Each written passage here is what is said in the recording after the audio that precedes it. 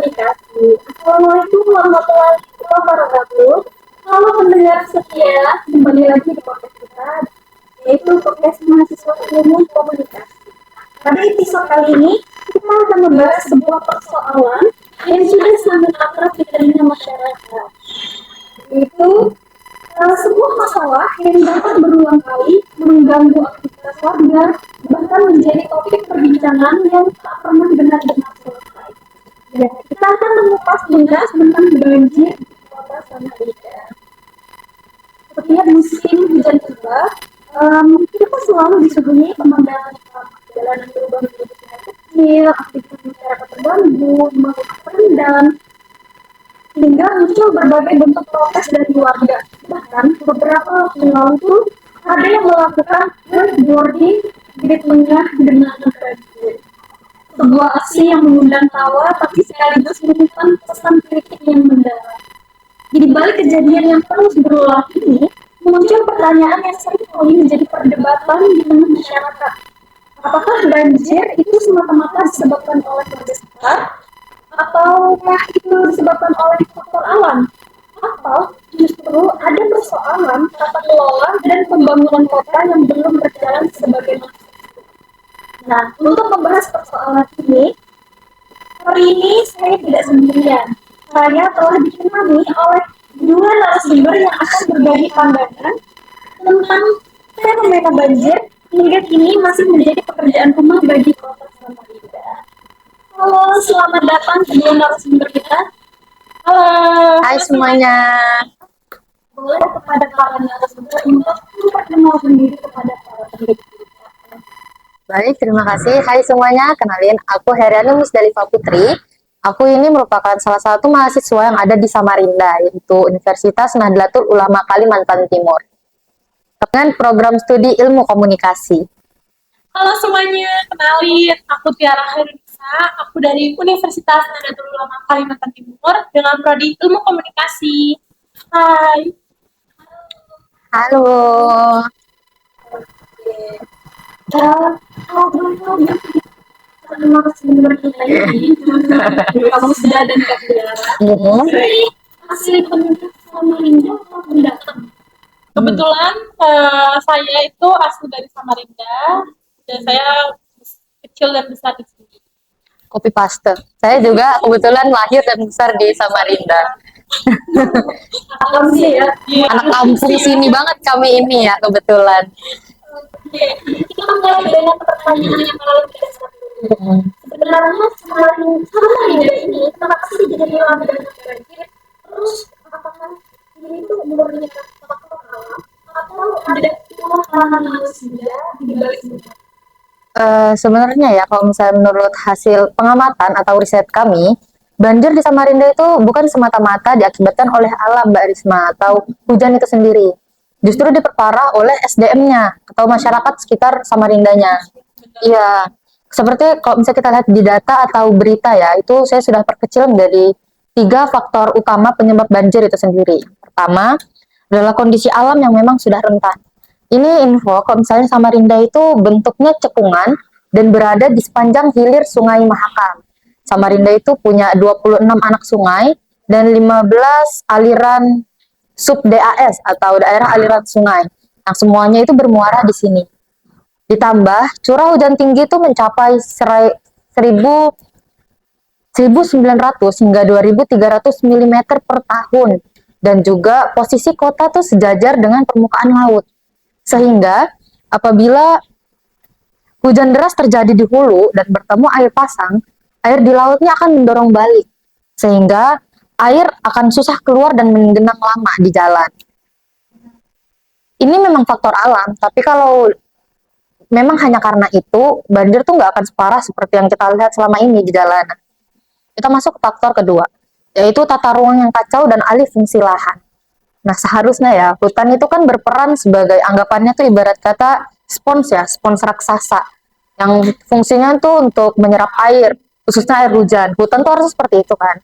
Tapi kalau hutan, khususnya di Hulu Samarinda, itu tuh banyak yang gundul. Ini emang udah rahasia publik ya, rahasia umum. Semua tuh udah pada bisa ngelihat kalau hutan di Samarinda itu udah mulai berkurang. Itu banyaknya penebangan. Iya, itu bisa menjadi faktor dan juga aktivitas tambang. Iya, jadinya kan nggak ada tuh hutan untuk menjadi spons raksasa di Samarinda. Nah, selain itu, lahan resapan air yang ada di kota itu juga dialihfungsikan atau berubah menjadi perumahan, ruko, dan juga jalan beraspal. Nah, akibatnya air hujan yang turun tuh nggak bisa meresap langsung ke tanah, tapi malah mengalir ke sungai. Jadilah banjir bandang yang pernah kita rasakan selama ini. Lalu faktor yang terakhir atau faktor ketiga yaitu drainase buruk, sungai dangkal, dan juga sampah. Teman-teman, saluran drainase tuh di Samarinda ada banyak sekali ya, Mbak Tiara dan Mbak Risma. Tapi banyak yang mampet, ukurannya tidak memadai. Dan yang lebih parah, sungai yang ada di Karangmumus itu dangkal banget karena disedimentasi. Bayangkan, sedimentasi yang diangkut dari sungai setiap tahun itu mencapai 130.000 meter kubik. Itu jumlah yang sangat besar. Ditambah sampah yang dibuang sembarangan oleh masyarakat sekitar itu membuat suasana atau keadaan tuh menjadi semakin kacau. Kumuh jadinya seperti itu. Ya kak, meskipun dari sisi alam itu sudah alam ya, tapi kerusakan lingkungan dan juga apa sangat memperparah segalanya. Betul sekali. Apalagi yang benar tuh katanya Samarinda itu tanahnya tipikal awa ya. Ya, berarti emang udah dari dasarnya dari awal. Bukan tipe yang menyerap air gitu, benar. Punya banyak sumber air juga. Tambah curah dan iklim Tinggi. nggak bisa nampung lagi nggak bisa menyerap lebih banyak karena ada perkembangan Iya, benar. jadi kapasitas air yang seharusnya bisa ditampung jadi Tidak bisa, apalagi tidak ditangani dengan baik juga. lagi kita tahu ada ya Betul. Semuanya mepet lagi. Benar. jadi selokannya masih belum ya soalnya belum bersih dan juga banyak yang kayak apa tadi namanya Drainase, benar. itu kan ada penutupnya kan harusnya dan banyak penutupnya di jalan itu tuh pada hilang karena banyak yang mencuri Benar-benar kayak itu. penutupnya itu kan karena itu besi kan Benar-benar. Aku pernah lihat tuh satu contohnya itu ada di dekat Taman Samarinda gitu ya, Iya, yang lingkaran tuh kalau itu ya di Awanglong kalau nggak salah, itu udah hilang, jebol parah, diganti kayu itu pas iya tuh. dan itu tuh parah banget gitu.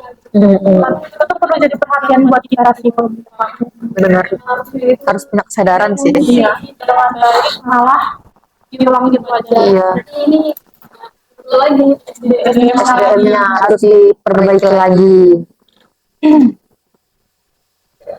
nah ini dia kita masih ini bahas ya siapa yang bertanggung jawab. Nah, kalau di media sosial kita langsung pada nyalain Pemprov lah, tapi berdasarkan undang-undang siapa sih yang secara hukum itu bertanggung jawab? secara umum yang bertanggung jawab pertama itu adalah Pemkot Samarinda. Itu udah jelas ditegaskan di Undang-Undang Nomor 23 Tahun 2015 tentang pemerintahan daerah. Bahkan mantan gubernur kita Bapak Alam Faruk itu sempat menegaskan dan mengatakan Pemkot itu pasti ngebantuin, tapi tidak mengambil alih tanggung jawab dari provinsi Kota Samarinda sendiri. Gubernur itu posisinya itu ngebantu. Misalnya, anggaran itu udah mencapai lebih dari 600 miliar. Tapi anggaran sebesar itu tuh masih belum cukup untuk di Kota Samarinda sendiri. Oh, jadi maksudnya bagi pemerintah kota anggaran itu tuh belum cukup Ya, begitu? belum cukup. Oh. Jadi, Pemprov? Pemprov Pemkotnya? sendiri itu kita tuh butuh di angka 900 miliar. Oh, jadi maksudnya awalnya pemerintah provinsi itu menargetkan 600 miliar. Ya, tapi Pemkot mengira kalau itu tuh tidak cukup Ya. dan mereka maunya 900 miliar Ya, gitu. ya. Wah, jumlah yang besar banget ya. 900 miliar itu cuma buat menyelesaikan tembok yang berada di Sungai Karangmumus. Oh, tembok penahan yang ada di sana itu. Ya. Cuma buat menahan itu. 900 miliar. Ya. banyak banget sih itu dia pajak kalian. Wah, jam dia satu tembok itu. Ya. Tuh. Kayak berarti itu kejadian terus ternyata kita tuh udah dikasih ini kan anggaran yang harusnya udah tapi saat itu tidak memanfaatkan kan. Betul. Ya sekitar 600 miliar lah. Baru kalau misalnya pulang baru Bantu benar. akhirnya kemarin tuh ada tempat dibantu sampai hingga 900. 100 miliar. Tapi nyatanya berdasarkan hasil riset dan data yang telah benar itu 900 miliar itu Buat Tembok penahanan. di sekitar kamu Iya, tapi semoga dengan jumlah yang sebesar itu tuh benar-benar efektif ya. efektif ya bagi masyarakat Samarinda khususnya. Karena itu bukan jumlah yang main-main, benar-benar jumlah yang gede banget. Pajak masyarakatnya lagi yang diambil. Nah, kalau begitu, kenapa selama puluhan tahun itu belum ada perubahan? Itu tuh karena tidak ada uang atau sebetulnya ada faktor lain? Sebenarnya itu bukan cuma masalah uang atau anggaran, tapi itu juga masalah sinkronisasi kebijakan dan koordinasi lintas lembaga. Eh, jadi itu kayak masalah miskom gitu antara kebijakannya dan koordinasi di lapangannya gitu guys. Nah terus habis itu studi dari akademisi menyebutkan ada masalah tumpang tindih kewenangan dan kurangnya koordinasi antara BWS, Badan Wilayah Sungai, Pemprov dan Pemkot gitu. Jadi tuh ada apa gimana sih? Oh, dalam artian mereka nggak bersih nambungan Iya. gitu ya dalam mengatur aturan gitu. Oh, Ya kayak gitu. Terus ada juga salah satu pakar dari Unmul, Bapak Dr. Wasilan SNMP bilang bahwa program Pemprov dan Pemkot itu sering beda persepsi, beda pandangan gitu. Pemprov ini maunya fokus pada revitalisasi das untuk transportasi. Sementara Pemkot Kota Samarinda itu maunya fokus pada penanganan banjir di wilayah perkotaan. Lalu kendala lainnya adalah pembebasan lahan yang susah banget karena masalah legalitas dan sosial. Itu sih selain faktor uang juga ada faktor dari miskomnya ya, benar. Itu benar ya teman-teman. Tapi jangan juga dimaknai bahwa selama ini nih pemerintah kota itu diam aja. Karena dari data yang sudah kami dapatkan, pemerintah kota sudah melakukan berbagai upaya. Seperti yang pertama adalah fokus di beberapa titik, tepatnya 12 titik rawan banjir yang ada di Samarinda. Lalu yang kedua, pengerukan sungai secara rutin, seperti yang saya bilang sebelumnya, dengan target mengangkut sedimentasi 130.000 meter kubik per tahun. Dan juga meninggikan tanggul Sungai Karangmumus yang anggarannya 900 miliar tadi di tahun ini, tahun 2026. Jadi pemerintah kota itu ada juga memang sudah melakukan upaya. Iya benar, masih belum kita lihat hasilnya. Seperti itu. Jadi dari obrolan kita ini, kita tahu bahwa banjir itu adalah masalah kompleks dan penyebabnya itu banyak. Tapi sebagai generasi muda, apakah kita bisa pasrah sama teriak-teriak aja nih ke pemerintah? Atau sebetulnya ada hal yang bisa kita lakukan? Tentu saja saya mau garis bawahi terlebih dahulu. Dalam konsep pentahelix penanggulangan bencana itu urusan 5 unsur: pemerintah, dunia usaha, masyarakat, akademisi, media. Jadi jangan hanya nunggu pemerintah yang bergerak. Kita sebagai mahasiswa itu juga harus bergerak dari langkah kecil. Misalnya kita harus stop buang sampah sembarangan, apalagi buang sampahnya ke sungai. Kita harus punya kesadaran diri untuk tidak membuang sampah sembarangan, guys. Terus kita juga harus aktif dalam kegiatan gotong royong. Misalnya kayak nggak perlu kalian harus gotong royong di mana-mana, cukup untuk di lingkungan kalian sendiri. Karena langkah kecil itu dimulai dari kalian. Betul sekali. Jadi kalian harus tetap bergotong royong dengan baik ya. Semuanya, media pun Oh ya, selain itu juga kita bisa sebagai mahasiswa yang kita ambil, misalnya kalian lihat ada penebangan pohon, pembukaan lahan batu bara sembarangan, kayak gini, kalian tuh bisa ngapalin kok. Jadi kita tuh gak cuma dia melihat sumber daya alam kita tuh di dihilangkan gitu aja. Ya.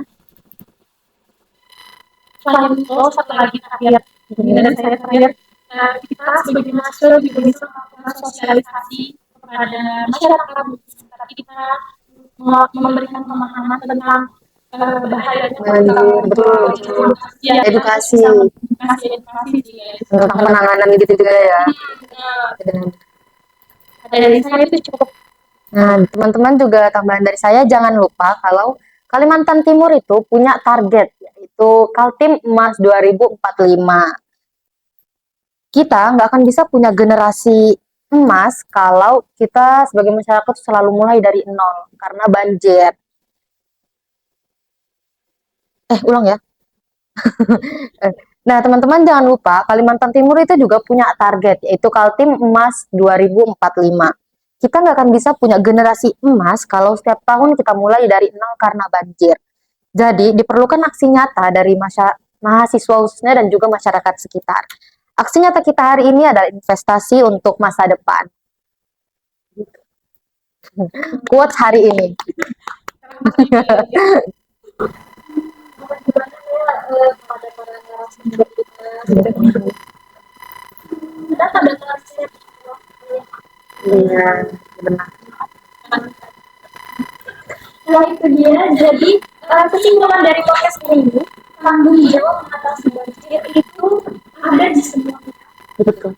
Tapi secara hukum, ujung tombaknya ya Pemkot Samarinda sendiri. Untuk teman-teman yang mendengarkan, jangan jadi generasi yang banyak pandai komplain, tapi jadilah generasi yang solutif. Betul sekali. Memberi solusi, benar. Baik, sekian dulu episode kita kali ini. Semoga obrolan kita membuka wawasan kita semua. Jangan lupa subscribe, like, dan share podcast ini. Sampai jumpa di episode berikutnya. Bye-bye. See you.